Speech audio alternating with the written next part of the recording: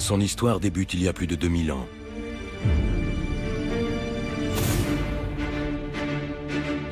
Fils d'un roi de Macédoine, il va devenir le plus illustre conquérant de l'Antiquité. Son nom, Alexandre le Grand. On n'imaginait pas qu'un homme puisse tenter de conquérir le monde entier et soit à deux doigts d'y parvenir.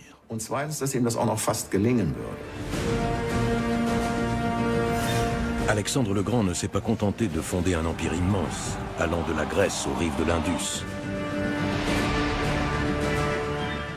Un général qui était aussi explorateur, c'était inédit. Alexandre le Grand est le premier souverain européen à avoir exploré le monde connu dans le but de le conquérir. Rares sont les hommes à avoir autant influencé le cours de l'histoire qu'Alexandre le Grand.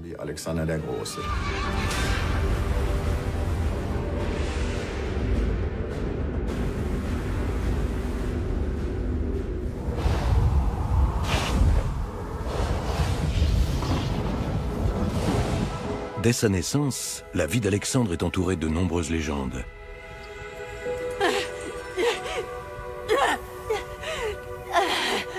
L'avènement de ce souverain exceptionnel aurait été annoncé, dit-on, par des signes divins.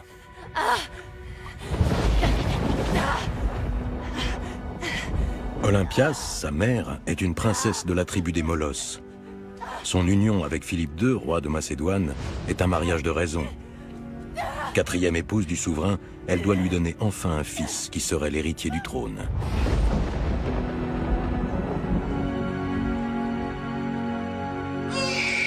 Alexandre naît en juillet 356 avant notre ère. Bien qu'il soit deuxième dans l'ordre de succession, c'est sur lui que repose l'avenir de la Macédoine. Alexandre, je rends grâce aux dieux pour ta naissance. Au IVe siècle avant Jésus-Christ, la Grèce connaît de grands bouleversements. La vie quotidienne est dominée aussi bien par la volonté de progrès que par la croyance dans les divinités. Les grandes cités sont les creusets du développement de la civilisation grecque, avec à leur tête Athènes. L'acropole y joue un rôle central, loin du royaume de Macédoine. La patrie d'Alexandre se trouve au nord du mont Olympe, où résident les dieux grecs. C'est une région aride et retirée. Les Grecs considèrent ce petit royaume avec mépris.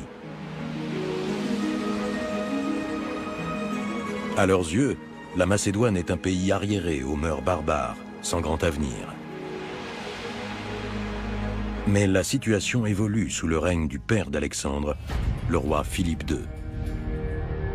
Il entend faire de la Macédoine une grande puissance. À cette fin, il modernise d'abord l'armée, puis conquiert une grande partie des territoires situés dans le nord de la Grèce. Cependant, les cités-États du sud du pays, Sparte, Corinthe, Thèbes et surtout Athènes, s'opposent à Philippe II.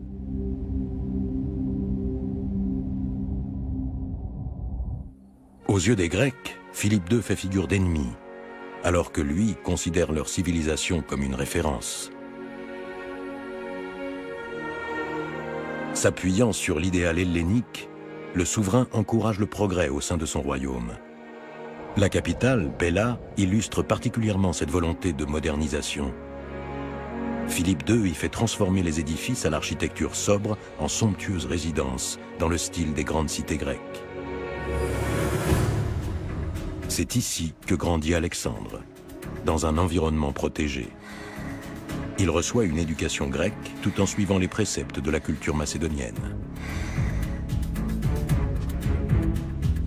Dans le royaume de Macédoine, c'est la loi du plus fort qui prévaut, même pour le fils du roi. Seul celui qui parvient à s'imposer au combat a l'étoffe d'un souverain, à l'instar de Philippe, le père d'Alexandre.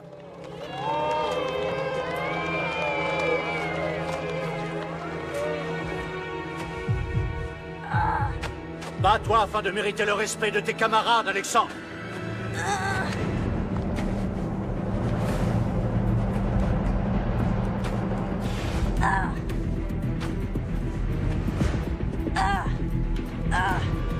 Tu es incapable d'assurer ta défense, pleutre. Viens là. Lâche-moi! Qu'est-ce qui t'arrive, mon fils? Pardonne-moi, père. Tu ne dois jamais être faible, tu entends? Tu dois te montrer le plus fort dans tous les domaines. Arrête! Il n'est encore qu'un enfant. Ne te mêle pas de ça. La Macédoine a besoin de guerriers. Et que m'ont donné mes femmes? Le premier est simple d'esprit, et le second un pleutre. Mes amis et mes ennemis, tous se moquent de moi. Alexandre, Héphaïstion, montrez ce que je vous ai enseigné. J'en ai assez vu aujourd'hui.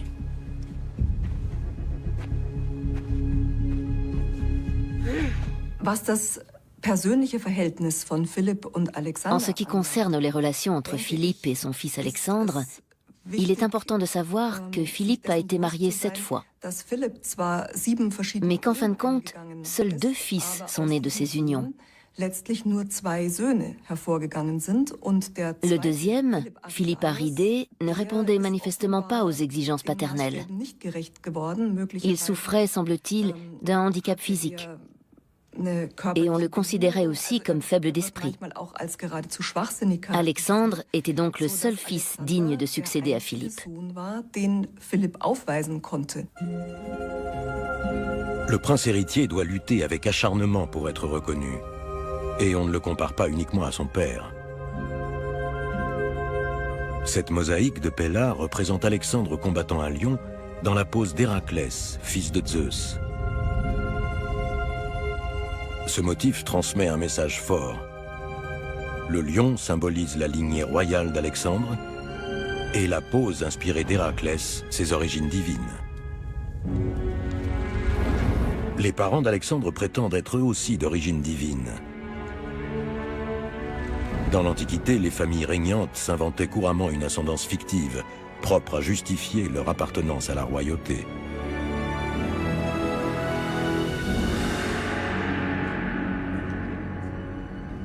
Le jeune Alexandre considère d'abord comme un fardeau ses ancêtres divins.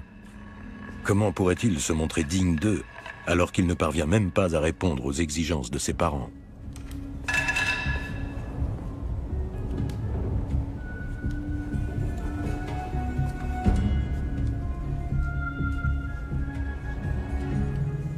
Ne t'inquiète pas, mon amour.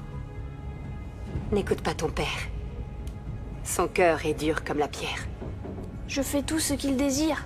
Pourquoi le roi Philippe n'est jamais content de moi? Approche.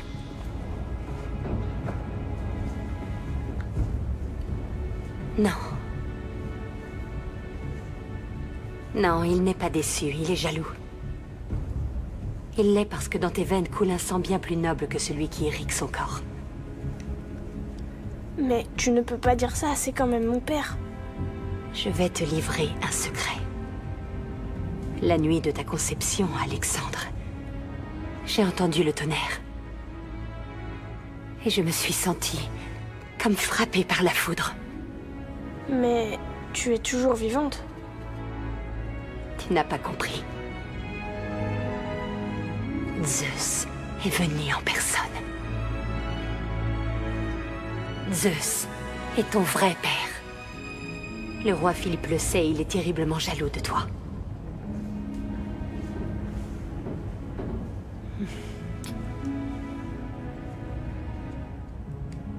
Tout ce que nous savons au sujet d'Olympias indique qu'elle était une maîtresse femme. Elle a transmis cette force de caractère à son fils, ce qui créait un lien très fort entre eux. Le modèle dont s'inspire Alexandre est issu de la mythologie grecque. Le jeune garçon rêve d'être toujours le meilleur et de surpasser tous ses compagnons, à l'image d'Achille, le héros légendaire de la guerre de Troie.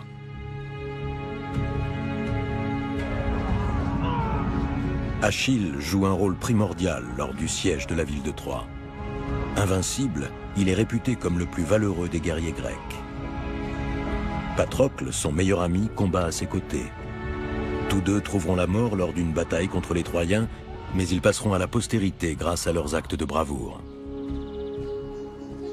C'est l'un des plus grands philosophes grecs, Aristote, qui fait découvrir au jeune Alexandre l'histoire d'Achille. Aristote a été appelé à Pella par le roi Philippe pour devenir le précepteur du prince héritier, alors âgé de 13 ans. Alexandre va tout apprendre de la culture hellénique. Techniques de combat, sciences naturelles, philosophie et littérature. Toutes les connaissances nécessaires à un futur souverain. En tête du programme figure l'Iliade, l'œuvre littéraire la plus illustre de l'Antiquité qui relate l'histoire de la guerre de Troie. Te souviens-tu du conseil du père d'Achille pour que son fils se comporte en homme? Il doit se montrer le meilleur et faire preuve de plus de discernement que les autres. Mon père aurait pu dire ça lui aussi. Peut-être que ton père est bien plus sage que nombre de gens ne le croient. Est-ce qu'Achille a vraiment réussi? Vois-tu, l'ambition d'Achille n'est en rien comparable à celle des gens ordinaires. Il était animé d'une véritable colère divine. C'est pour ça qu'il a vengé la mort de son ami Patrocle en traînant la dépouille de son assassin dans la poussière? Oui, en effet. Mais il a fait preuve d'humanité, en acceptant que le roi Priam emporte la dépouille d'Hector. Achille avait le choix. Il pouvait choisir entre l'anonymat d'une longue vie ou une mort prématurée et la gloire éternelle. Je ne la connaîtrai jamais. Pourquoi? Mon père ne me laissera rien. Avant que je puisse faire mes preuves, il aura conquis seul toute la Grèce. Il faut que je te montre quelque chose. Viens.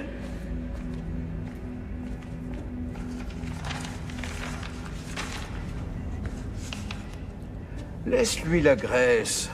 Tu as le monde entier devant toi. L'Empire perse qui s'étend jusqu'aux confins du monde, jusqu'en Inde. Leur roi a envahi la Grèce il y a plus de 100 ans. Il a détruit toutes nos cités.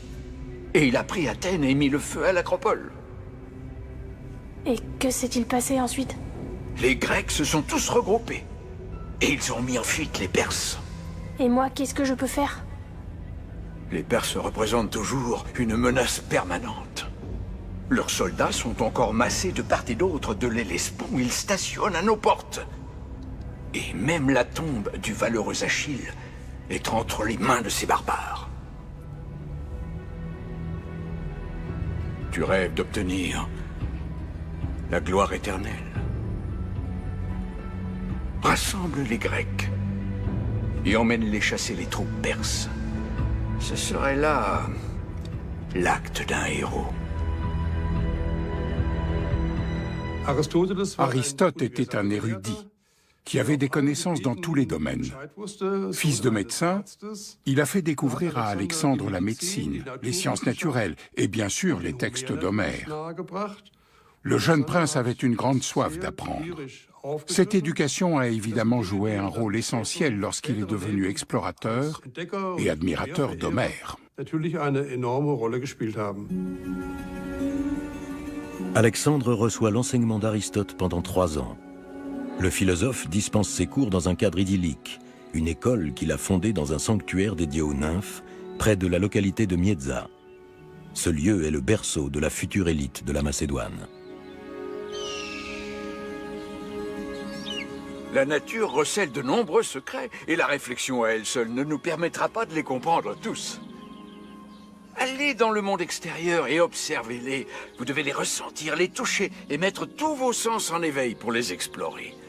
Voyez ce que ça éveille en vous. Observer et comprendre.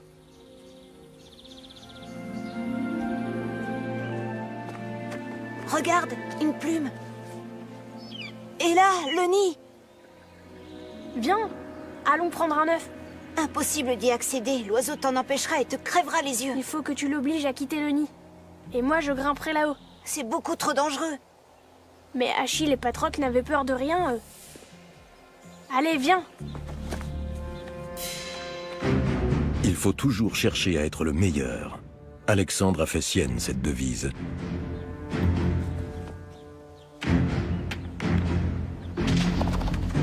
Héphaïstion, son meilleur ami, le couvre tandis qu'il grimpe jusqu'au nid. Toute leur vie, les deux garçons resteront liés par une amitié indéfectible. Alexandre, l'oiseau revient, dépêche-toi de redescendre.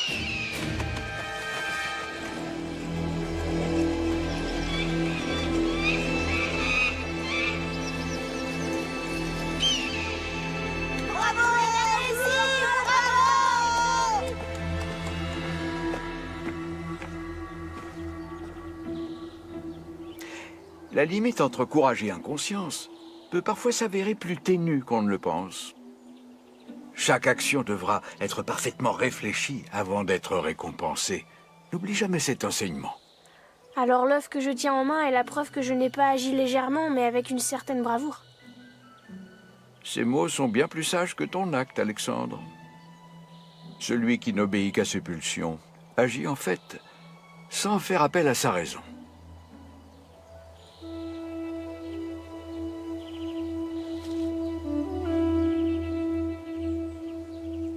Fini pour aujourd'hui.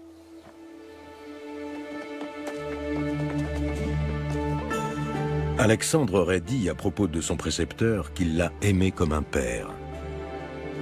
Si Philippe II, son père biologique, lui a donné la vie, c'est Aristote qui lui a appris à mener une existence juste et droite. Au bout de 3 ans, la formation du jeune prince touche à sa fin. À l'école d'Aristote, il a noué des liens d'amitié avec des jeunes garçons de son âge et obtenu la reconnaissance qui lui manquait à la cour de son père. Qu'est-ce que ton père fait ici? Il cherche des chevaux pour la garde royale. Il me tarde vraiment de pouvoir chevaucher et combattre aux côtés du roi. Oui, toi peut-être. Mais tu crois vraiment que mon père m'appellera un jour à ses côtés? Que m'amènes-tu aujourd'hui? Un cheval destiné uniquement à un roi. Voici Bucéphale de loin la meilleure de toutes mes montures. Pourquoi l'avoir appelé Bucéphale? Ça signifie tête de bœuf. Certains prétendent qu'il se nomme ainsi à cause de la marque du fer, et d'autres affirment qu'il est aussi têtu qu'un bœuf. Un bien bel animal. Combien en demandes-tu? Il sera à toi pour 13 talents. Un prix élevé pour un cheval aussi fier. Laisse-moi l'examiner.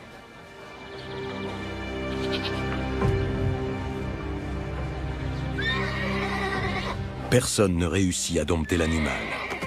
Alexandre y voit une chance de faire ses preuves.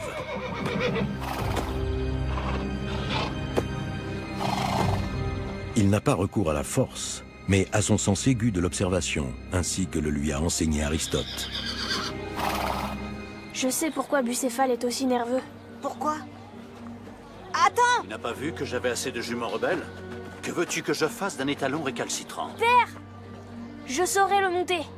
Ne sois pas aussi vantard. Aucun cavalier ne le domine, et toi, tu crois y arriver? Je t'en prie, laisse-moi essayer. Si je n'y arrive pas, père, je rembourserai ce qu'il a coûté. Bien, comme tu voudras.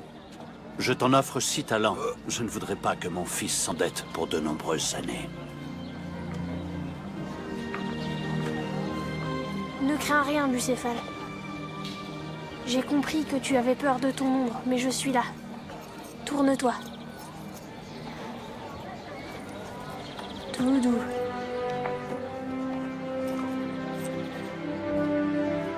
Regardez-le bien. C'est mon fils. Trouve un royaume à ta taille, mon garçon. La Macédoine est trop petite pour toi.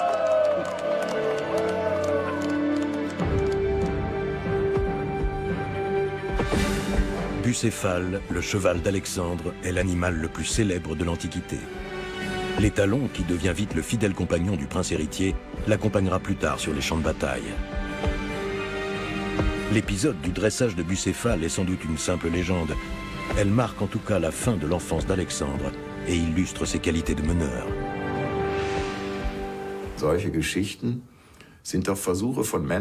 De telles légendes permettent d'expliquer un événement particulier ou de présenter un personnage historique.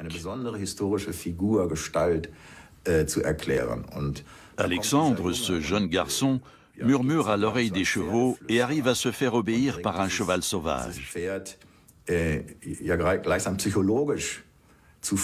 Cette histoire illustre le charisme du futur Alexandre le Grand.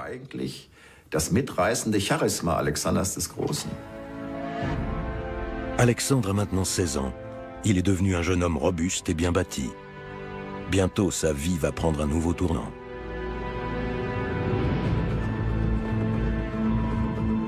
En 340 avant Jésus-Christ, l'héritier du trône atteint officiellement sa majorité et son père lui confie ses premières missions.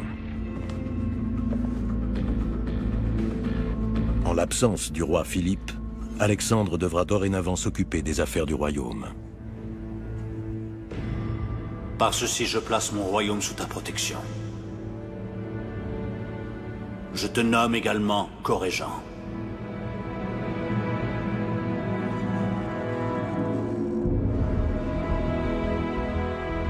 Depuis que Philippe s'est rendu maître des côtes nord de la mer Égée, les Grecs du continent se sentent menacés. La puissante cité d'Athènes s'oppose à l'influence croissante de Philippe II. En effet, lorsque les Perses ont jadis incendié les temples de l'Acropole, les Macédoniens étaient du côté des assaillants. Un siècle et demi plus tard, l'Acropole resplendit d'un nouvel éclat, notamment grâce à l'édification du Parthénon. Il symbolise la position dominante qu'occupe la métropole antique. Au pied de la colline sacrée s'étend la cité d'Athènes, où vivent environ 80 000 personnes.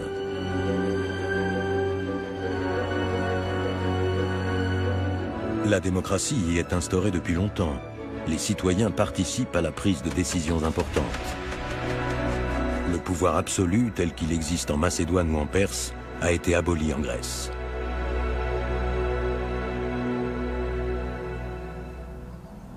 Ce n'est pas avec des mots, mais avec des actes que nos pères et avant eux, les pères de nos pères, ont fait de nous des citoyens grecs libres. C'est en donnant leur sang qu'ils nous ont préservés de la tyrannie des Perses. Mais maintenant, la souveraineté d'Athènes se retrouve menacée par Philippe, le roi des Macédoniens. Mais ce sont les Perses qui, à l'époque, ont totalement détruit notre cité, et non les Macédoniens. C'est en amis, et non en agresseurs, que nous devrions les considérer. Et c'est pour cette raison que nous devrions nous unir à eux pour attaquer et réduire les Perses à néant. Mais les Macédoniens ne sont pas des Grecs, ce sont des barbares. Et tout comme nos ennemis les Perses, ils font preuve de vilainie. Si nous faisons alliance avec eux, cela équivaudra à faire entrer le loup directement dans la bergerie. Le conflit entre Athènes et la Macédoine s'intensifie lorsque Philippe II devient le protecteur attitré de Delphes.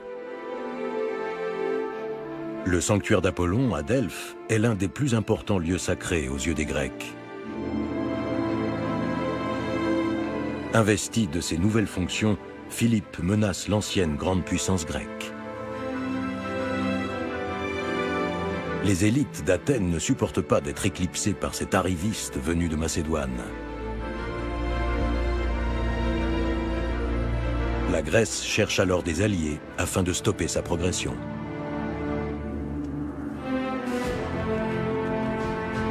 Lorsque les cités d'Athènes et de Thèbes déclarent la guerre au roi Philippe, Alexandre et ses hommes décident de se joindre au combat. La plupart des proches compagnons d'armes du prince héritier sont ses amis d'enfance. Voici Kleitos, un combattant expérimenté. Parménion, ancien général de son père. Son fils Philotas, ancien condisciple d'Alexandre, tout comme Ptolémée. Et Héphaïstion, le meilleur ami du prince. Alexandre est impatient d'aller au combat. C'est la première grande bataille à laquelle il prend part, celle qui décidera de la suprématie de la Macédoine sur la Grèce. Les deux armées vont s'affronter dans la plaine de Chéronée. Alexandre est à la tête de la cavalerie royale pour un combat où l'honneur et la gloire des belligérants sont en jeu. Une bataille à la vie à la mort. Ce n'est pas toi qui disais que ton père ne nous laisserait aucune part de gloire? J'ai dû me tromper. À mon commandement! Tenez-vous prêts à partir à l'assaut! Un défi de taille attend Alexandre et ses cavaliers. Ce sont eux qui doivent lancer l'offensive. Comme Achille et Patrocle l'ont fait. Chacune des deux armées compte environ 30 000 hommes. La cavalerie royale, dirigée par Alexandre, livre un combat sans merci contre le bataillon sacré, corps d'élite redouté de l'armée thébaine. La destruction du bataillon marque le tournant du combat. Elle entraîne la déroute grecque et la victoire des Macédoniens. Le jeune héritier du trône a réussi son baptême du feu.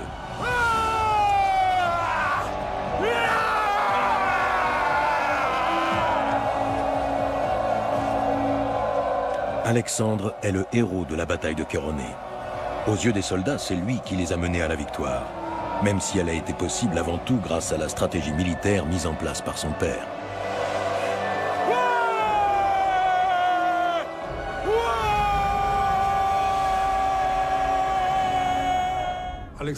Alexandre, qui commandait la cavalerie, était considéré comme l'acteur majeur de la victoire.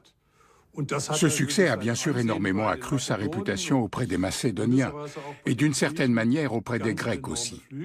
Il avait l'étoffe d'un souverain. Le lion de Kéroné symbolise le courage des soldats grecs et thébains tombés face aux Macédoniens. À l'issue de la bataille, le royaume de Philippe II est la nouvelle grande puissance militaire en Grèce. Le roi de Macédoine négocie ensuite une alliance politique avec les représentants de toutes les cités-États, à l'exception de Sparte. Le but de cette alliance, appelée la Ligue de Corinthe, est de faire front commun contre l'ennemi juré, l'Empire perse.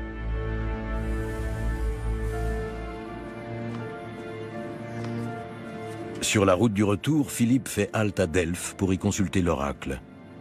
Le souverain souhaite savoir s'il est en mesure de vaincre son ennemi. En effet, le grand roi de Perse règne sur un immense empire, mais aussi sur la plus grande armée du monde. L'oracle est rendu par une prêtresse, la Pythie, qui officie au temple d'Apollon. Elle respire des vapeurs soufrées pour entrer en transe, accédant ainsi au monde des dieux qui transmettent leurs réponses par son intermédiaire. Telle est en tout cas la croyance répandue dans la Grèce antique. Si la personne qui vient consulter l'oracle est pauvre, la Pythie répond à ses questions par oui ou non. S'il s'agit de quelqu'un de riche, elle fait des prophéties plus détaillées, qui restent toutefois très ambiguës. Elle dit, couronné sera le taureau, il trouvera la fin, et voici venu l'homme qui va amener une victime. L'oracle parle d'un taureau offert comme sacrifice aux dieux. C'est un signe, le signe évident de la mort prochaine du roi. Bien, mais quel roi? Quel roi trouvera donc la mort? Lequel? Est-ce le roi des Perses? Ou Philippe? Les prêtres de Delphes sont chargés d'interpréter l'oracle et déterminent quel message ils transmettront au roi de Macédoine. Plus la rémunération des prêtres est élevée, plus la réponse fournie correspond aux attentes du demandeur. Tu voulais savoir si tu battrais les Perses au combat? L'oracle vient de nous être révélé. Il dit que le roi va mourir. Philippe interprète cette réponse comme un présage favorable pour une victoire contre les Perses. Qu'est-ce que tu as, Alexandre? Sois heureux, nous allons attaquer les Perses. Ça m'étonnerait. Mon père en a décidé autrement, et avant que nous ne chevauchions vers la Perse, Parménion prendra la tête de l'avant-garde, sans nous. Quoi? Ils iront sans nous? Est-ce que ton père a déjà oublié à qui il devait la victoire de Kéroné? Mais enfin, qu'est-ce qu'il faut? Je suis sûr qu'il a peur que je sois bien meilleur que lui. Tu ne devrais pas te soucier autant de ton père, mais plutôt de sa nouvelle épouse. Pourquoi, mère? Père a toujours eu de très nombreuses épouses, pourquoi devrais-je me soucier de la dernière? Ne sois pas naïf. Ton père, vois-tu, te laissera tomber maintenant. Mais pourquoi? Parce que sa nouvelle épouse compte davantage que les autres. Elle compte bien plus que moi. Pas tant pour sa beauté, mais parce qu'elle est d'ascendance macédonienne. Et si elle devait donner un fils au roi, c'est lui qui hériterait du trône. Trinquons, mes amis. Buvons tous à la santé du couple royal. Honneur à eux. Oui, et puisse la nouvelle épouse enfanter un héritier de pure ascendance macédonienne. Tu as entendu? Tu as tué Alexandre! Ne l'écoute pas, il est ivre. Inutile de t'énerver. C'est moi, l'héritier du trône. Excuse-toi, Alexandre. Attal est mon invité. Je le ferai, père. Quand tu me montreras le respect dû à mon rang. Je suis encore le roi.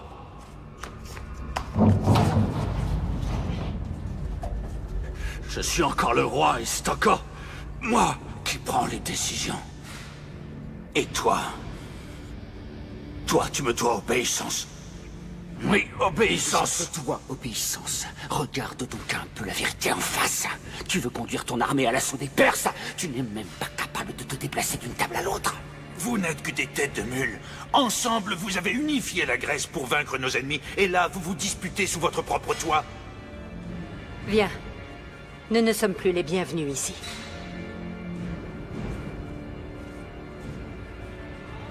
Allez, hors de ma vue.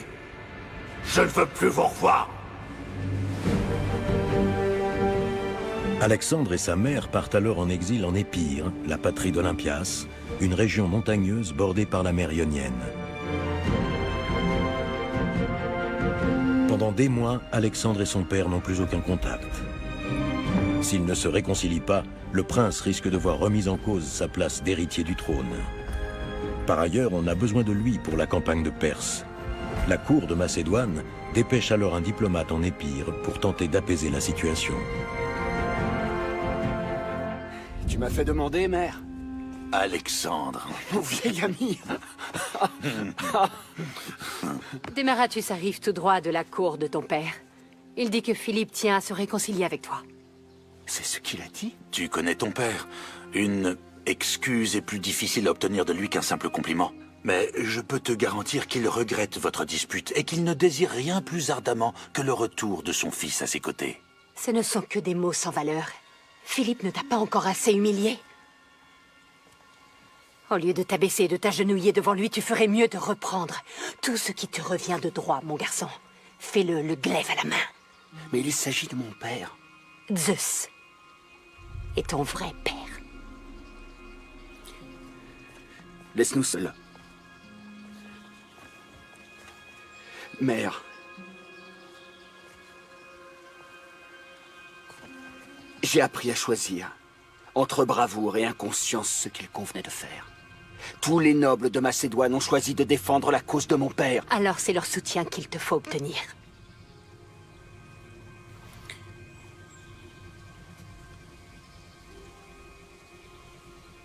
Regarde-toi, mon fils. Tu es tout ce que Philippe n'est pas.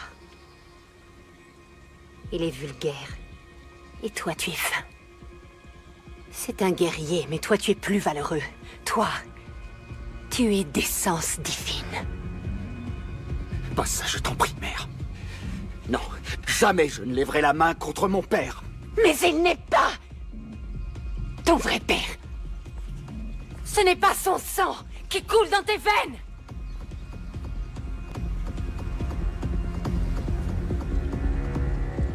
Nous ne lui devons absolument rien. Olympias et Alexandre ont des intérêts communs. L'influence d'Olympias ne s'exerce qu'à travers son fils. Et il est possible que sa vie n'est garantie que si son fils reste au pouvoir. Alexandre a pris sa décision. Il retournera à la cour du roi. Il attendra cependant une année avant de regagner la Macédoine. Un mariage est organisé entre la lignée de Philippe et celle d'Olympias pour réconcilier la famille royale. La querelle entre père et fils a entraîné de graves troubles. Dans l'intérêt du royaume, les deux hommes entendent à présent donner une image d'unité et de force.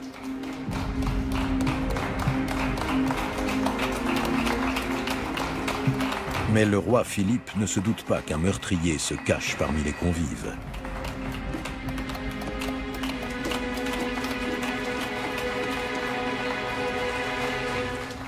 Regardez tous, le père et le fils enfin réconciliés. Cette réconciliation ne semble pas du goût de tous.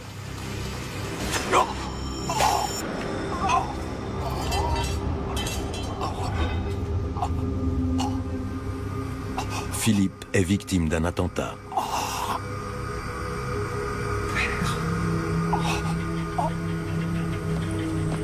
Il vient d'être poignardé par son propre garde du corps.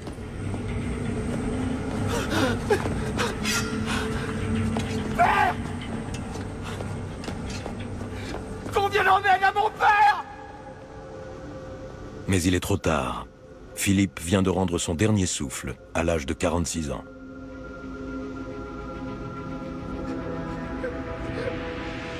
roi Philippe est mort. Longue vie au roi Alexandre. Le pouvoir est vacant.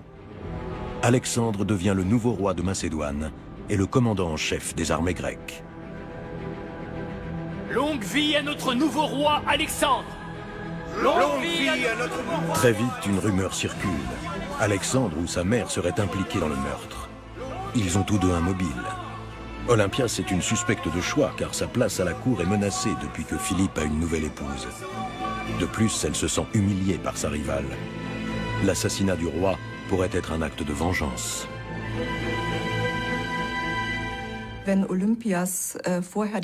Dès le départ, Olympias avait donné l'impression de vouloir conserver sa place à la cour et de défendre son fils bec et ongles. En cela, elle était allée trop loin selon les sources antiques, qui l'ont décrite comme une femme qui outrepassait ses pouvoirs. De là, il est facile d'imaginer qu'elle brise un ménage, empoisonne et pousse au meurtre.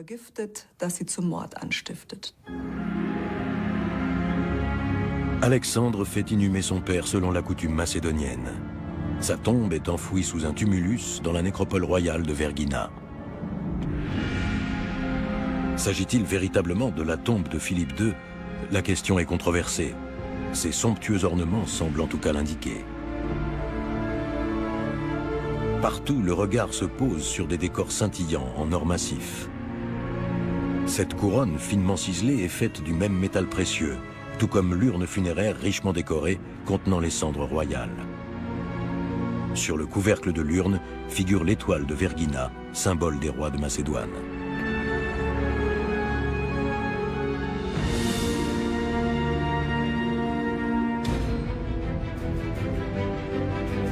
La mort de Philippe permet à Alexandre d'accéder au trône, mais elle donne aussi l'occasion aux anciens adversaires de refaire surface.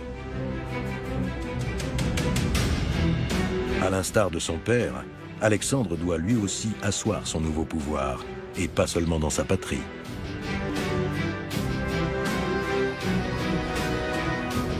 Les Athéniens profitent du changement de pouvoir pour remettre en question l'hégémonie de la Macédoine.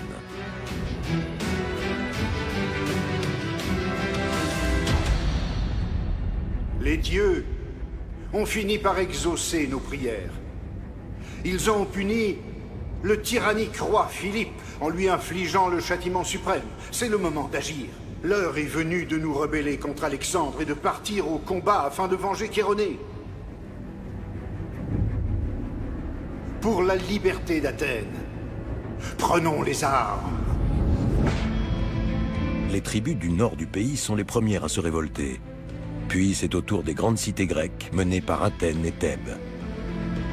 Aucune ne veut être en reste pour prendre part à la rébellion.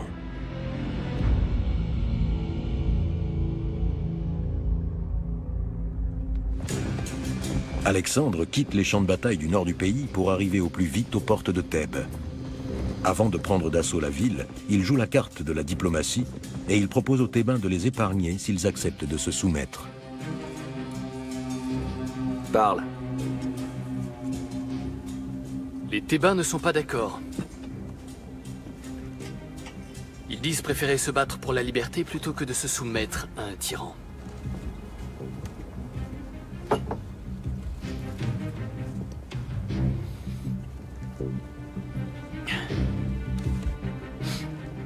Certains sont persuadés que tu as perdu la vie au combat.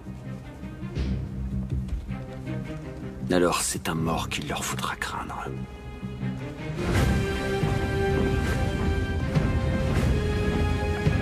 Les Thébains refusent de se plier à l'autorité d'Alexandre. Celui-ci décide alors de frapper un grand coup. Ses troupes lancent une attaque foudroyante et impitoyable sur Thèbes, rasant entièrement la ville. Plus de 6000 hommes trouvent la mort dans la bataille. Le doute n'est plus permis, ni chez les ennemis d'Alexandre, ni chez ses amis. Le nouveau roi est déterminé à s'imposer par tous les moyens.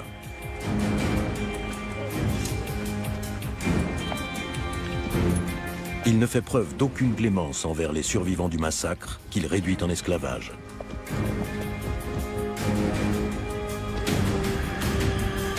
Ne jamais montrer la moindre faiblesse. Alexandre a bien retenu la leçon.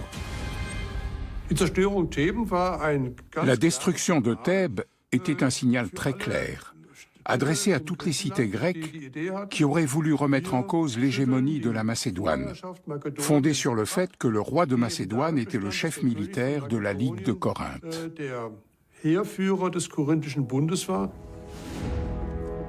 De la part des citoyens d'Athènes à Sa Majesté Alexandre, souverain du royaume de Macédoine et nouveau chef de la Ligue de Corinthe. Nous te célébrons et te félicitons également pour le châtiment infligé à Thèbes.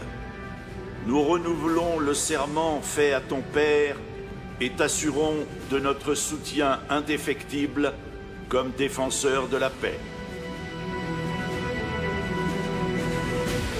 Enfin, Alexandre succède à son père en tant que commandant en chef des armées de la coalition gréco-macédonienne.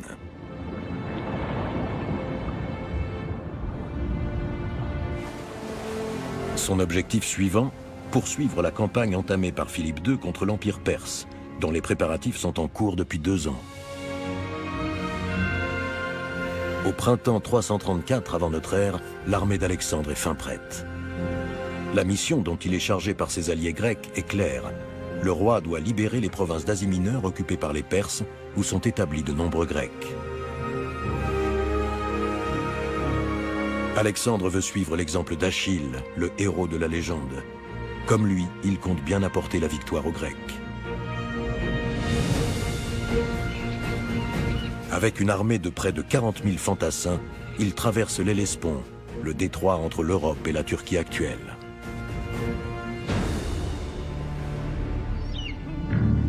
Avant d'entamer leur campagne militaire, Alexandre et ses compagnons se rendent au tombeau d'Achille.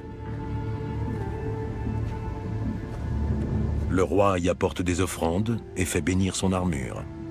Il veut ainsi montrer à ses hommes qu'il s'inscrit dans la continuité du plus grand héros de l'Antiquité.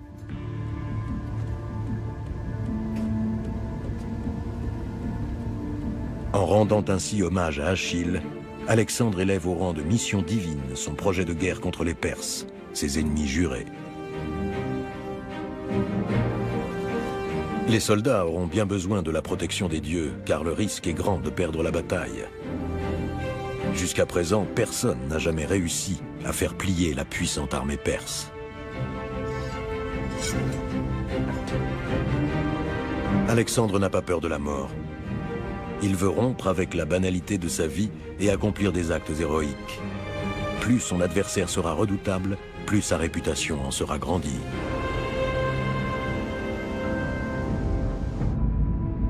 L'offensive débute au printemps 334. Sur les rives du fleuve Granique, une armée de mercenaires tente de barrer la route aux troupes d'Alexandre. Une violente bataille s'engage entre les deux camps. Grâce à son courage et à ses talents de stratège, Alexandre remporte sa première victoire face à l'armée perse, pourtant supérieure en nombre. À la cour de Babylone, le roi Darius III réalise qu'il a sous-estimé l'assaillant macédonien. Au lieu de ses forces militaires habituelles, le souverain perse a envoyé au combat des mercenaires venus du fin fond du royaume. En faisant confiance à cette armée, il a commis une erreur manifeste. Mon grand roi, je te demande de me pardonner pour la mauvaise nouvelle. Alexandre nous a vaincus. Comment est-ce possible?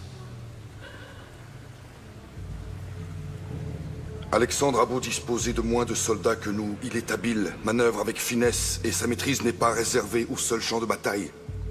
Que veux-tu dire par là? Il promet une paix durable et une constitution basée sur le modèle athénien à toutes les villes qui lui ouvriront les portes sans combattre. Et il leur promet aussi qu'à l'avenir, ils n'auront plus aucun tribut à payer au roi Darius. C'est ce qu'il affirme. J'ai entendu dire pourtant que chez lui, en Macédoine, il régnait comme le ferait un roi. Souveraineté du peuple et quoi encore? C'est absurde que de croire à cela. Dis-moi ce qu'il recherche en réalité. Les Grecs veulent se venger de la destruction d'Athènes et de l'occupation de l'Asie mineure. Alexandre, en revanche, veut beaucoup plus. Et que veut-il?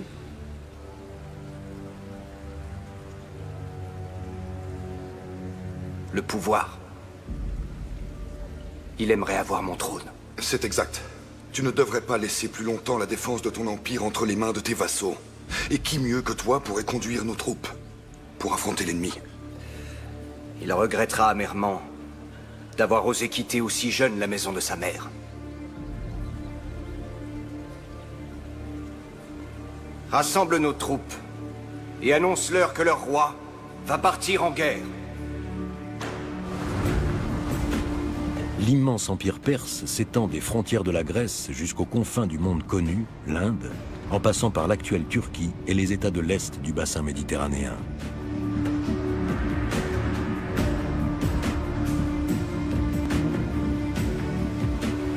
Sur ce territoire de plusieurs dizaines de milliers de kilomètres carrés, se succèdent montagnes, oueds et déserts, jungles impénétrables et côtes sauvages battues par les vagues.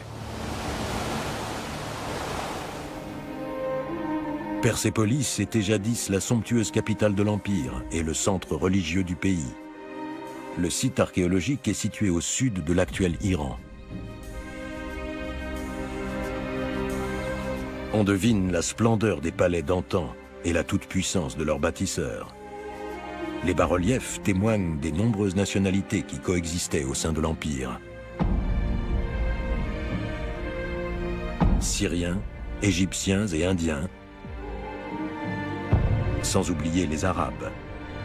Tous se sont rassemblés pour offrir des cadeaux au grand roi Darius à l'occasion de la fête du Nouvel An. L'Empire perse fait figure d'exemple. Les peuples les plus divers y coexistent de façon pacifique. Pourtant, certains d'entre eux s'opposent à toute ingérence étrangère. L'Empire perse s'inscrit dans la tradition des grands empires de l'Orient, comme celui des Assyriens et des Sumériens. L'idée d'empire est fermement ancrée chez les Perses. Pendant des années, ils ont en effet réussi à établir un ordre politique qui a permis une cohabitation dans ces vastes territoires. Mais il faut savoir que l'Empire présentait aussi de grandes faiblesses. En Asie mineure, la domination perse s'est toujours heurtée à des résistances. Alexandre a su tirer parti de tous ces éléments. C'est la raison pour laquelle il a aussi pu se présenter comme un libérateur au sein de l'Empire. Durant la première année de la campagne, Alexandre et son armée se concentrent sur la reconquête des anciennes colonies grecques.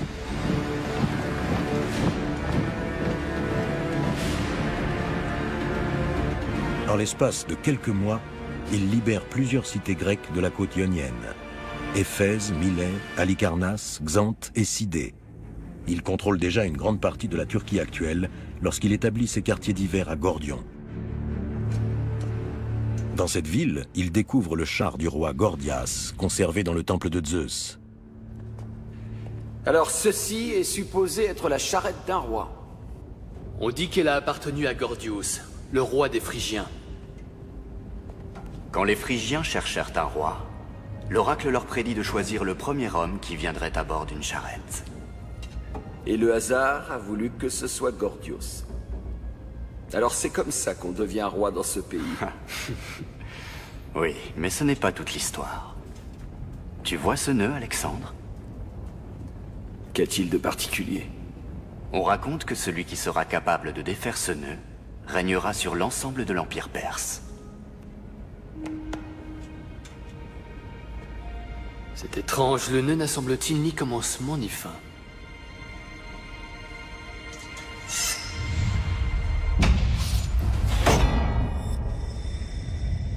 L'histoire du nœud gordien n'est probablement qu'une légende, mais elle en dit long sur la réputation d'Alexandre. Le récit de l'épée parle de lui-même. Alexandre a voulu montrer que par sa propre méthode, il a réussi là où tout le monde avait échoué. Cet épisode a beaucoup impressionné la population locale et l'opinion publique. Pendant ce temps, le roi Darius organise la résistance contre l'envahisseur. À l'automne 333 avant notre ère, il masse ses troupes dans la région frontalière entre la Turquie et la Syrie actuelle pour affronter Alexandre. Ce dernier, impatient de se mesurer au grand roi, met en marche ses troupes. Mais dans son empressement, il dépasse les Perses, se retrouvant ainsi dans une situation dangereuse. Ces derniers effectuent alors une manœuvre destinée à empêcher les Macédoniens de faire demi-tour.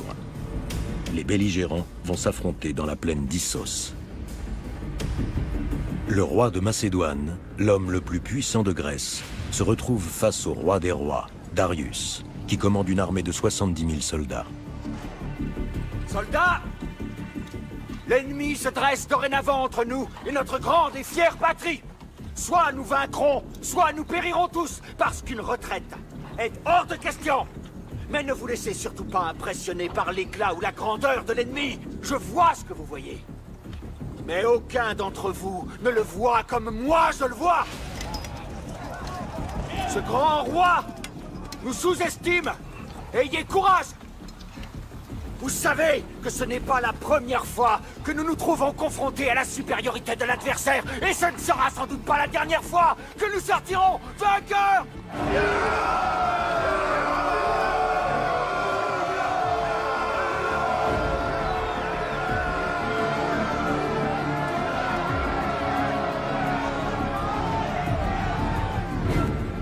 Darius, fort de la supériorité numérique de son armée, est certain de remporter la victoire.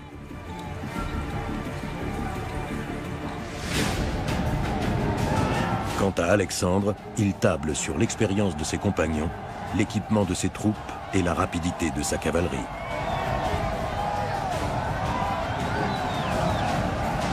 Une fois l'assaut donné, une bataille sans merci s'engage entre les deux camps. Le sarcophage d'Alexandre est orné d'une évocation de la bataille d'Issos, dont il est le héros. Les bas-reliefs illustrent le déroulement du combat.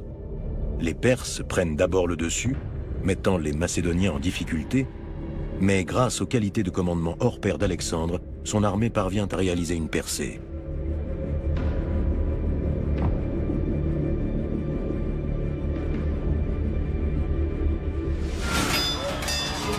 En situation de combat rapproché, les Macédoniens sont supérieurs aux Perses. Alexandre décide donc d'assaillir lui-même son ennemi, sans envoyer la cavalerie. Darius prend alors la fuite, et son armée est en déroute. Les succès d'Alexandre le Grand sont à mettre au compte de l'effet de surprise. On pourrait presque comparer cela à un match de football dans lequel celui qui n'applique pas une stratégie prévisible, mais qui joue sur l'effet de surprise, marque plus de buts. La stratégie d'Alexandre d'attaquer, sans réflexion apparente, là où l'ennemi est le plus fort, est très risquée. Darius s'enfuit vers Babylone. Lancé à sa poursuite, Alexandre découvre par hasard sa tente d'apparat. Alors voilà le luxe dans lequel vit un grand roi. Et dire que ce n'est que sa tente. Mais alors à quoi ressemblent ces palais?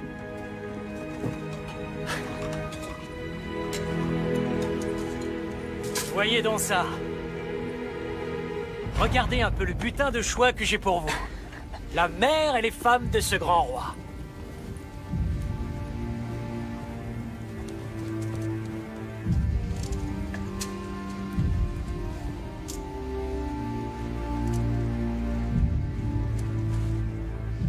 Ô puissant roi, tu m'as pris mon fils. Je viens t'implorer d'épargner au moins ces femmes. Ton fils est vivant. Il s'est enfui. Je mène cette guerre contre lui. Pas contre toi. Je t'en prie, pardonne-moi, j'ignorais que... Je veillerai à ce que vous soyez respectés et bien traités. Je vous promets qu'aucun de mes hommes ne s'en tirera impuni s'il osait s'en prendre aux femmes perses. Alexandre, cela a toujours été notre bon droit, le privilège des vainqueurs. Voilà un droit qui semble vraiment manquer de grandeur. Philotas, nous avons montré notre bravoure face aux combattants perses. Nous nous sommes conduits de façon héroïque. Et tu voudrais qu'avec leurs femmes, nous nous conduisions comme des lâches? Non. Alexandre le Grand a épargné la mère, la femme et les filles de Darius, ce qui est souvent interprété comme un geste chevaleresque de sa part. Je ne m'avancerai pas à porter un jugement à ce sujet. Toujours est-il que c'était pour lui un gage de bonne volonté. Il avait des otages, et il allait de soi qu'il fallait en prendre soin s'il voulait traiter d'égal à égal avec le roi Darius. Plutôt que de pourchasser Darius, Alexandre décide de poursuivre sa conquête vers le sud. Afin de prévenir toute attaque par l'arrière, il veut soumettre les cités phéniciennes des rives de la Méditerranée, alors alliées du roi perse. La plupart des cités l'accueillent en libérateur, à l'exception de Tyr, qui lui résiste pendant plusieurs mois. Alexandre exerce alors une violente répression contre la cité rebelle. Le roi de Macédoine entre ensuite en Égypte, occupée par les Perses. Il agit plus par curiosité pour la civilisation égyptienne que par nécessité militaire. De nombreux Grecs admirent l'empire des pharaons. Et la conquête de l'Égypte assure à Alexandre un prestige considérable dans sa patrie. Il ne pénètre pas dans ce pays en vainqueur, mais se contente d'y visiter les temples et de prier les dieux égyptiens. Aussi, il est accueilli comme le libérateur du joug perse et reçoit des honneurs dignes d'un pharaon. Les Égyptiens le considèrent même comme le fils du dieu soleil, Amon-Ré. Alexandre y voit la confirmation de son rang divin. Le roi de Macédoine entend laisser un symbole fort de son passage en Égypte. À cette fin, il fonde la ville qui porte son nom, Alexandrie. Elle deviendra l'une des plus importantes métropoles de la Méditerranée. Le souverain fait bâtir au total une dizaine de villes. Si Alexandrie n'est ni la première ni la dernière, elle est la plus grande et la plus prestigieuse. Le fait qu'Alexandre ait fondé plusieurs villes revêt une signification toute particulière. Cela indique qu'il ne se préoccupait pas de conquête à court terme, mais qu'il voulait instaurer un règne à long terme. La fondation d'Alexandrie en est le meilleur exemple. Il pensait déjà aux fabuleuses ressources économiques d'Égypte et de l'Orient, et il projetait la construction d'une ville portuaire qui relierait la vallée du Nil, avec l'Égypte et ses richesses, au reste du monde méditerranéen. Alexandre a en tête encore d'autres richesses qui se trouvent dans le royaume perse. Au printemps 331 avant notre ère, il rassemble à nouveau ses troupes. Rien ne peut l'arrêter, pas même l'offre de paix faite par le roi Darius. Alexandre et son armée viennent de franchir l'Euphrate. Ce qui signifie qu'il n'a pas accepté mon offre. De combien de soldats dispose Alexandre? Nos guetteurs estiment que ses effectifs sont d'environ 40 000 hommes en armes. 40 000 hommes. Notre armée lui est nettement supérieure. Nous sommes en mesure de lui en opposer plus du double.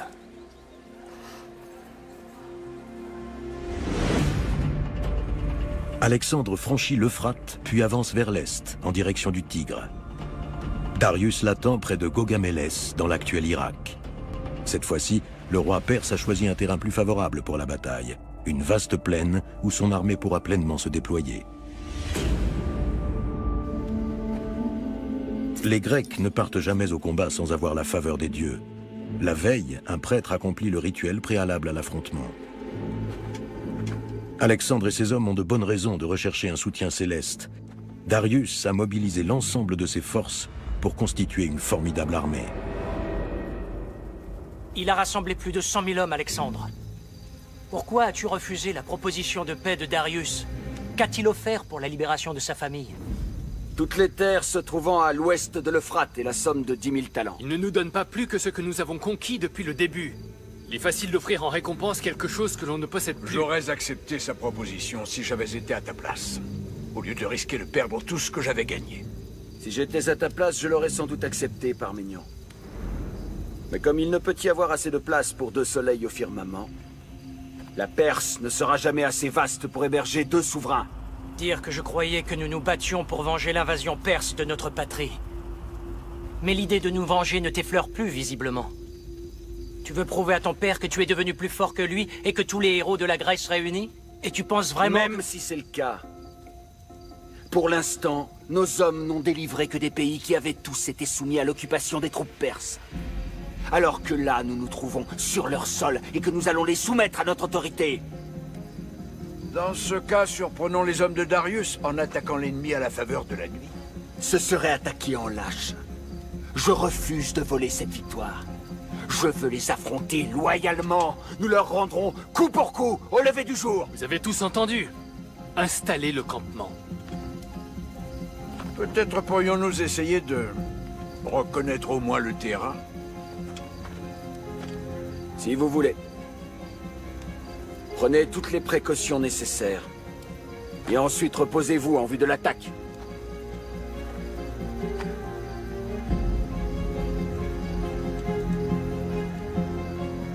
Nous allons livrer demain une grande bataille.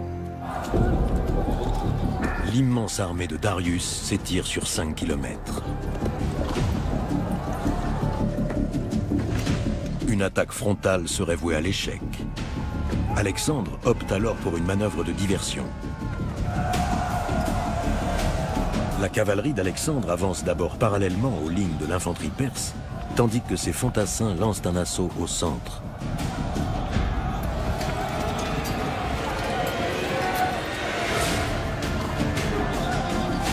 La stratégie d'Alexandre consiste à feindre de contourner les Perses pour mieux les diviser. À cette fin, il les attire derrière lui jusqu'à ce qu'une brèche s'ouvre dans la ligne de front. À ce moment, ses cavaliers changent brusquement de direction. Ils s'enfoncent dans la brèche pour assaillir Darius. Seule la garde rapprochée du roi leur barre encore le passage.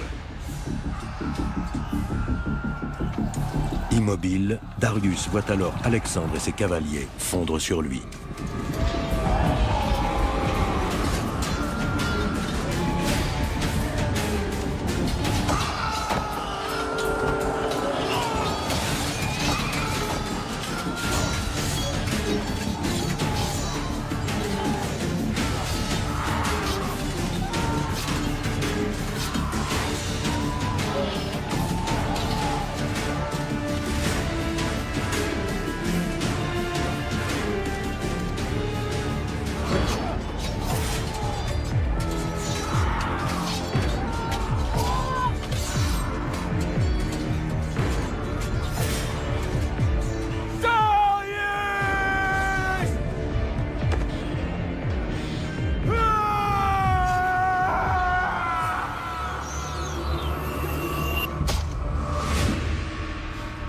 Mon roi, il est trop dangereux de rester ici.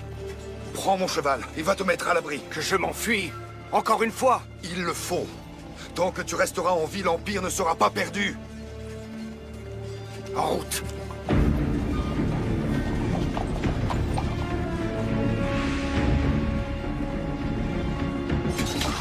Alexandre! Mon père a besoin de toi sur le flanc gauche. Sinon l'ennemi prendra notre campement. Ce n'est pas possible, mais quel incapable! Darius! Comme à Issos, Darius s'enfuit avec sa garde. Cette déroute scelle définitivement la défaite des Perses. Plusieurs artistes de l'Antiquité ont immortalisé la bataille de Gaugamélès. Aujourd'hui, l'assaut d'Alexandre contre Darius serait considéré comme une agression, mais en son temps, Alexandre a été célébré comme un glorieux guerrier. La victoire de Gaugamélès a montré au peuple perse qu'il ne pouvait plus faire confiance à la puissance militaire de son roi. Après tout, Alexandre n'a pas eu besoin d'employer la force pour conquérir les grandes cités perses. Babylone lui a ouvert ses portes, tout comme Suse et Ecbatane. Les Perses ont donc rompu de leur propre chef avec l'empire des Achéménides et avec Darius.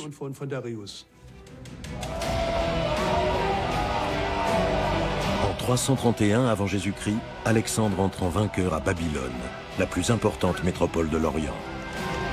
Il y est accueilli par une foule en liesse. Babylone est riche d'une histoire plus que millénaire. L'un des édifices les plus célèbres de la ville est le temple dédié au culte du dieu Marduk, qui aurait inspiré le mythe de la tour de Babel.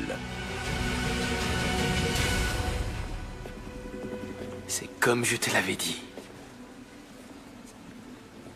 Sa tente n'était qu'un avant-goût de ce qui nous attendait sur place. Incroyable. La grande et fière Athènes paraît bien insipide comparée à Babylone. Cette cité est de loin la plus extraordinaire de toutes celles que mes yeux ont contemplées.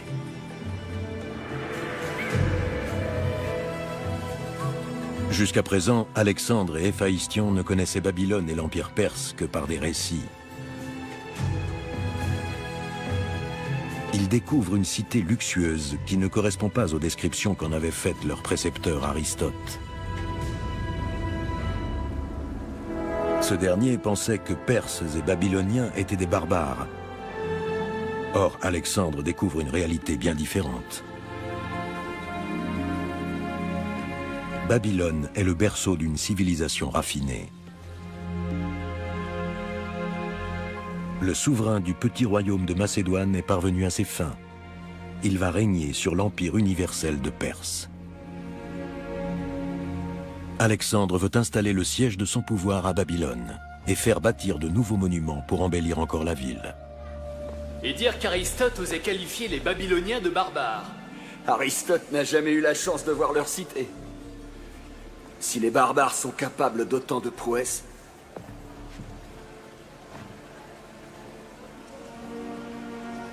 alors je veux bien être leur roi.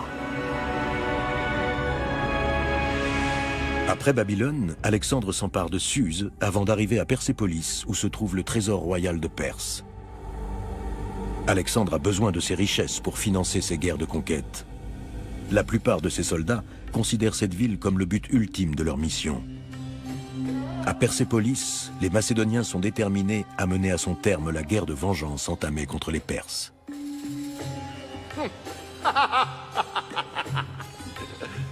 Nous nous sommes vengés des Perses sur le champ de bataille. Il est temps de finir notre œuvre en apothéose, en mettant le feu à leur cité. Hoi! Hoi! Hoi! Hoi! Hoi! Hoi! Hoi! Hoi! Hoi! Alexandre! Qu'est-ce que ça signifie? Tu es le nouveau roi de Perse maintenant. Pourquoi veux-tu mettre le feu à ton propre palais? Peut-être a-t-il raison. Quel genre d'homme êtes-vous donc?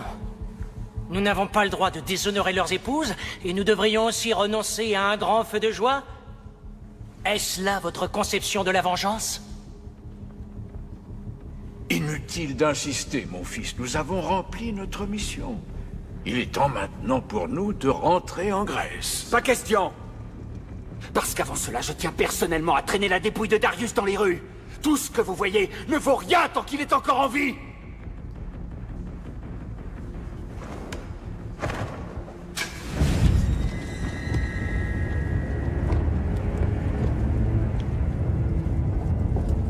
La fête tourne à la catastrophe. Le palais est presque entièrement détruit dans un immense brasier. Les soldats s'empareront des rares objets épargnés par les flammes. De nombreuses hypothèses ont été formulées au sujet de l'incendie de Persépolis. Aujourd'hui encore, les historiens ignorent si Alexandre a agi ou non par impulsion. La destruction de Persépolis pose un problème dans la mesure où elle va à l'encontre de la politique telle que la concevait Alexandre. Il y a des explications très diverses à cela. Selon une hypothèse répandue, il aurait agi en état d'ivresse. Mais il existe aussi des explications rationnelles. D'après l'une d'elles, la guerre de vengeance contre les Perses, qui était à l'origine de toute l'expédition, devait se traduire par un geste symbolique fort. L'incendie de Persépolis serait ainsi une sorte de concession à son armée, une façon de dire « Voilà enfin ce que vous attendiez depuis longtemps ». À Persépolis, Alexandre congédie une partie de ses troupes, avant tout des Grecs, et les renvoie dans leur foyer. La guerre est officiellement terminée. Avec le reste de son armée, il se lance à la recherche de Darius, qui a pris la fuite dans la région de l'Afghanistan actuel. Cette course-poursuite aura une issue tout à fait inattendue. Nous l'avons retrouvé.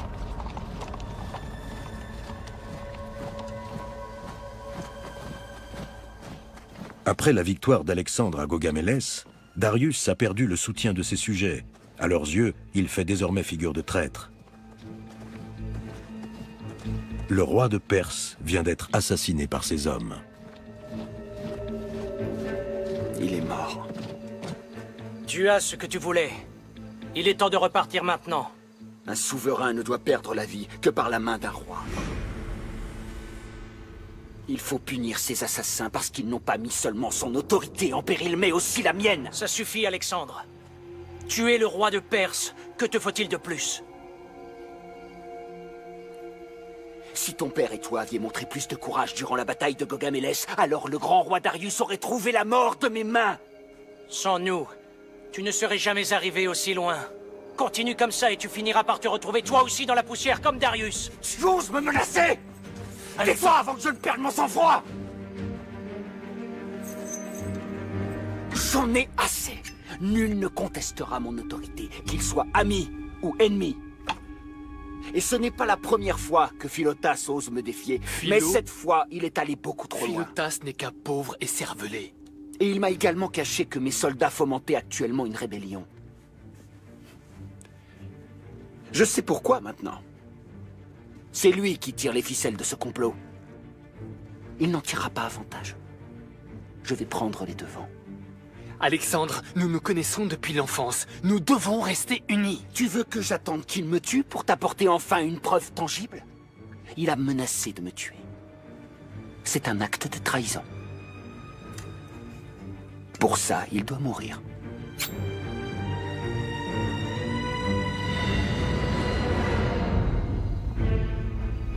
Après un procès expéditif, Alexandre fait torturer puis exécuter Philotas, son ami d'enfance devenu l'un de ses généraux. Mais cela ne lui suffit pas. Il fait assassiner Parménion, le père de Philotas. Il s'agit là d'un avertissement adressé à tous ceux qui oseraient à l'avenir lui tenir tête.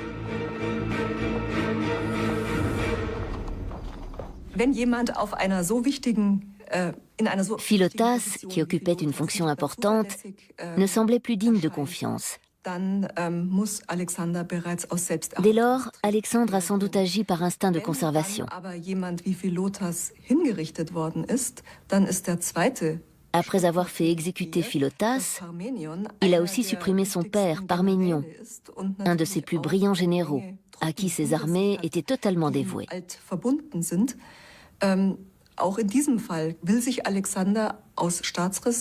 Au nom de la raison d'État, Alexandre n'a pas voulu prendre le risque de voir Parménion le trahir. Dans toute cette affaire, il s'est montré inflexible.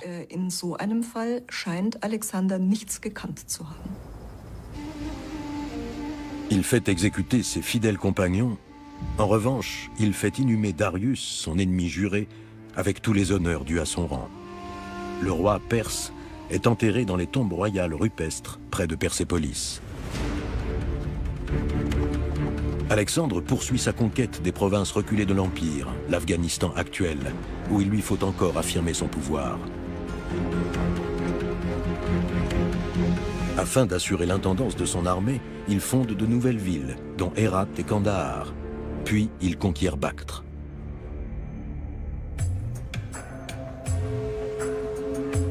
Les Macédoniens sont épuisés par les conflits incessants avec les chefs de tribus. La région est difficile à contrôler d'un point de vue militaire. C'est à ce moment que les troupes d'Alexandre capturent la fille d'un chef de tribu, une princesse d'une grande beauté. Il en fait sa prisonnière. On dit que le roi est tombé amoureux d'elle au premier regard. Son nom, Roxane, qui signifie petite étoile.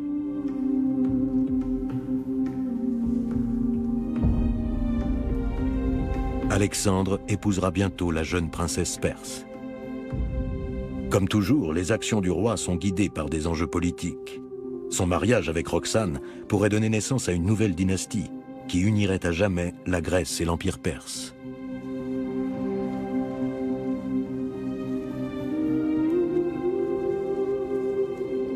Ce mariage est un message adressé à tous les sujets de l'Empire d'Alexandre. Il y avait déjà eu des mariages entre Grecs et Perses auparavant, Bien sûr, mais pas au niveau des familles royales. Alexandre se démarque en ne choisissant pas une femme grecque, alors que c'est ce qu'on attendait de lui, à l'image de son père qui avait épousé une grecque en deuxième noces. Le choix d'Alexandre est tout à fait symbolique. Il épouse une princesse perse pour montrer à tous qu'il est le nouveau grand roi de Perse. Alexandre adopte rapidement les us et coutumes perses. Ses sujets doivent maintenant se prosterner devant lui et lui faire le baise-main.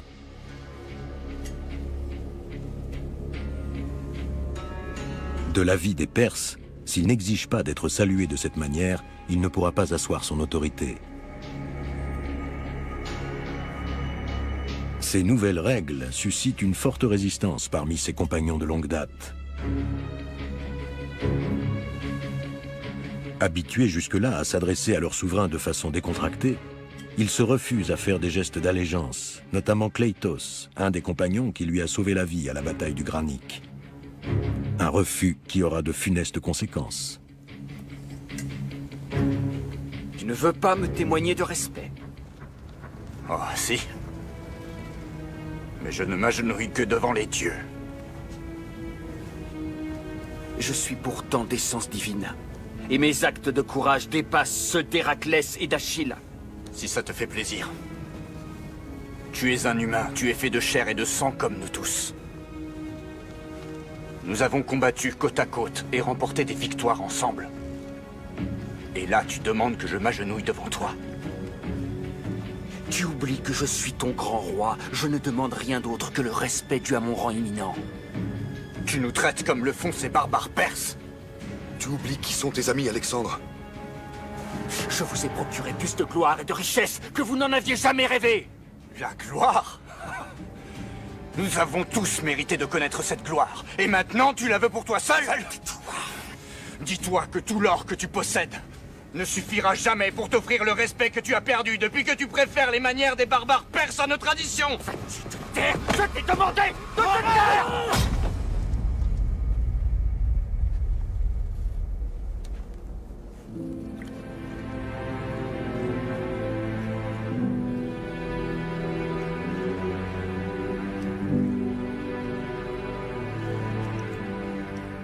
Durant 3 jours et 3 nuits, Alexandre pleure l'ami d'enfance qu'il a tué dans un accès de rage. Jamais plus il n'exigera de ses proches un geste d'allégeance. Le jeune roi poursuit sa progression vers l'Est. Voilà près de 7 ans qu'il a quitté sa patrie avec ses troupes. Il se retrouve maintenant face à une gigantesque montagne, l'Hindu Kush, qui semble infranchissable.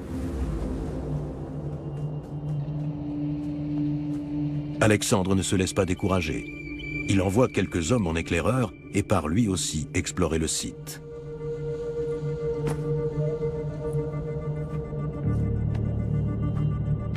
Jamais un Grec n'est allé aussi loin.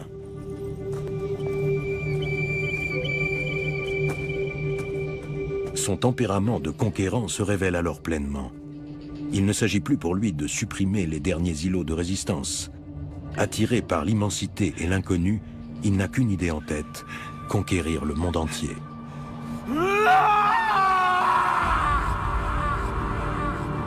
Sa décision est prise, il va poursuivre l'aventure. Pas question pour lui de faire demi-tour. Te souviens-tu de ce qu'Aristote disait en parlant de ces montagnes quand nous n'étions que des enfants? Non. Non, je ne m'en rappelle pas.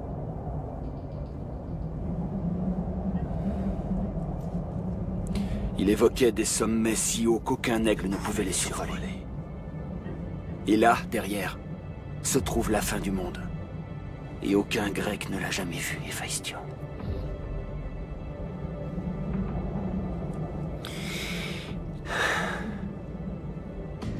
Je vais demander que les hommes se tiennent prêts à se mettre en marche dès l'aube, Alexandre. Et vers midi, nous aurons franchi le premier de ces cols.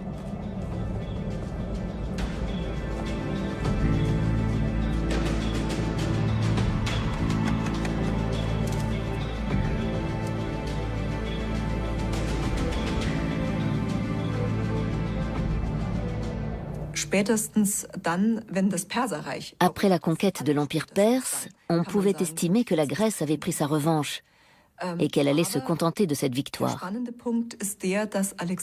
Il est intéressant de voir qu'Alexandre ne s'arrête pas là et ne fait pas demi-tour. Cette décision reste un mystère pour ses contemporains. Ils pensaient qu'Alexandre était poussé par un désir ardent de découverte. Les Grecs représentaient la Terre comme un disque plat. Ils pensaient que le monde connu s'arrêtait en Inde et qu'un océan extérieur entourait l'ensemble des terres émergées. Or, en progressant plus loin vers l'Est, Alexandre se rend compte que le monde est bien plus vaste que ne le pensaient les savants de l'Antiquité. D'après les sources historiques, 135 000 personnes vont suivre Alexandre dans son expédition. Cette troupe, aux effectifs 2 fois plus nombreux qu'au début de sa campagne, ne compte pas que des soldats.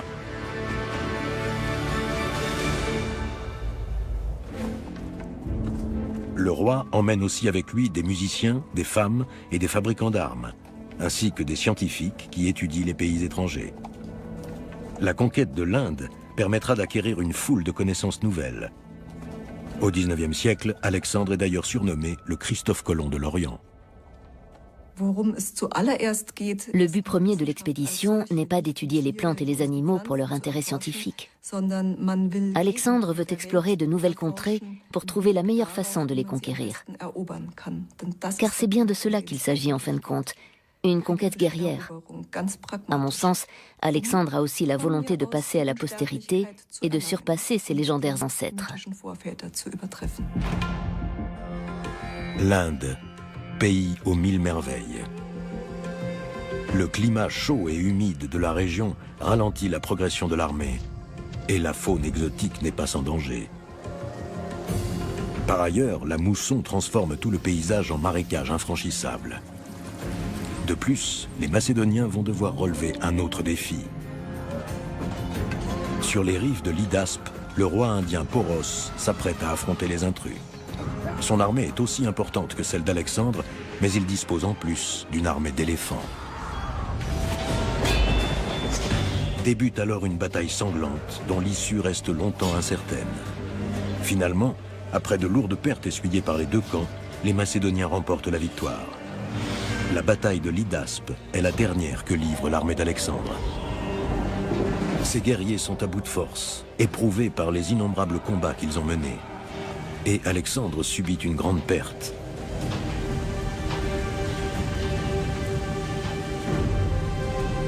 Bucéphale, son fidèle compagnon depuis l'enfance, s'est effondré sur le champ de bataille, sans doute mort d'épuisement.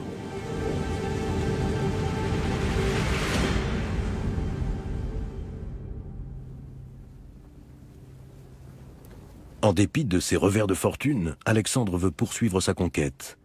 En l'espace de 8 ans, lui et ses hommes ont parcouru près de 20 000 kilomètres. Lassés, ils refusent d'aller plus loin et veulent retourner en Grèce. Alors, qu'as-tu décidé? Nous nous trouvons à 2 doigts du but, Héphaïstion. C'est la fin du monde. Nous pourrons la voir de nos propres yeux. Ce sera un acte de héros. Nul autre ne pourra jamais surpasser un aussi grand exploit. Nos noms seront immortels. Je te comprends, Alexandre. Et tu sais aussi que moi je t'ai suivi fidèlement. Mais je suis obligé de te dire qu'il te sera impossible d'empêcher tes hommes de rentrer. Et si tu les contrains à te suivre, j'ai peur qu'ils ne se rebellent. Ils préféreront mourir ici, et de ta main, que de te suivre jusqu'à la fin du monde.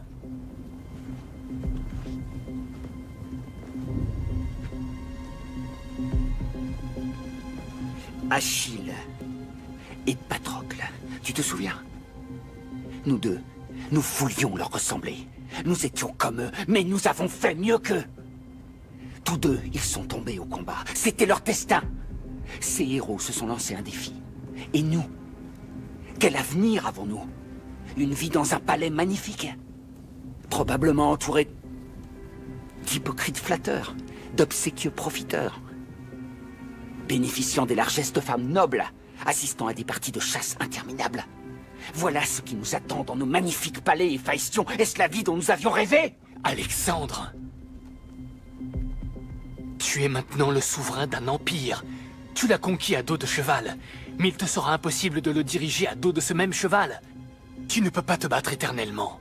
Et si malgré tout tu continues, ton règne ne durera pas longtemps.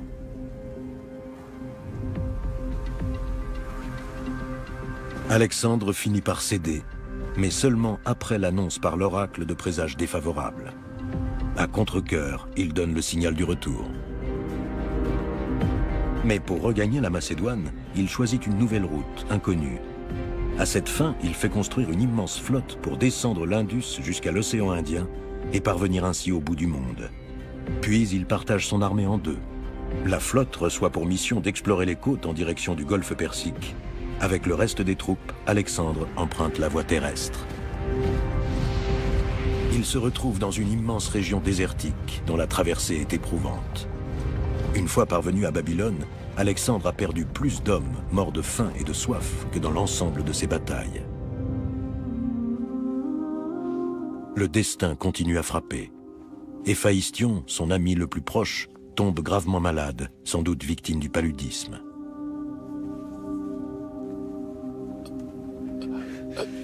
Tu n'as pas le droit de m'abandonner maintenant. Nous avons encore de nombreuses choses à réaliser. Je suis Patrocle et toi...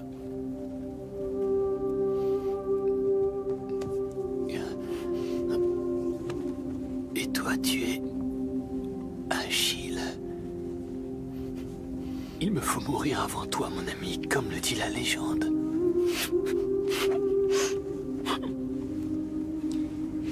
C'est écrit ainsi dans l'Iliade. Alexandre a perdu de nombreux compagnons d'armes, certains tués de sa propre main. Mais la mort d'Héphaïstion lui brise le cœur.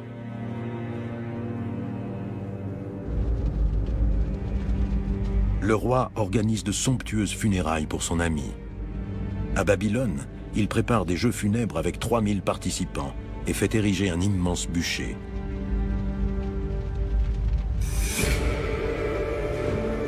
Six mois plus tard, Alexandre tombe malade à son tour. Le bruit court qu'il aurait été empoisonné.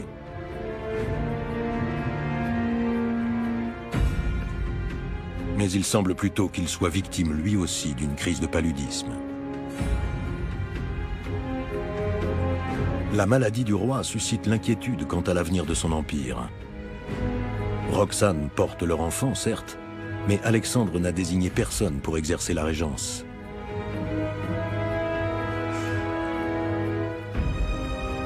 Alexandre, qui doit diriger ton empire?